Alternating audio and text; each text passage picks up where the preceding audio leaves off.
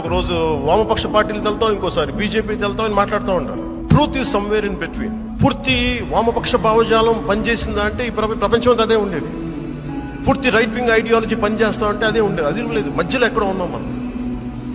నేను ఆ మధ్యస్థ విధానాన్ని పట్టుకున్నాను.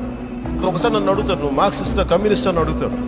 నేను హ్యూమనిస్ట్ అని చెప్తాను, మానవతావాదిని అని చెప్తాను. మానవతావాదం రెండిట్లో ఉండదు. అటు ఎక్స్ట్రీమ్ రైట్లో ఉంటుంది, షెగివెరాలో మానవత్వం కనిపిస్తుంది, ఒక స్వామి వివేకానందలో మానవత్వం. నేను రెండింటిని అర్థం చేసుకున్నాను కాబట్టి కాంటెంపరీస్ చేసుకొని మధ్యదారిలో ఉంటాను. మధ్యదారిలో ఒకసారి నా ప్రజల అవసరాల మేరకు నేను మారుతాను, అంతే. నా అవసరాల కోసం నేను మారను. ఎడముంది కుడి ఉంది, కుడి ఎడమయ్యే గొడవుంది. ఎడముంది కుడి ఉంది, కుడి ఎడమయ్యే గొడవుంది. ఎటుకైనా గమ్యం ఒకటేలే.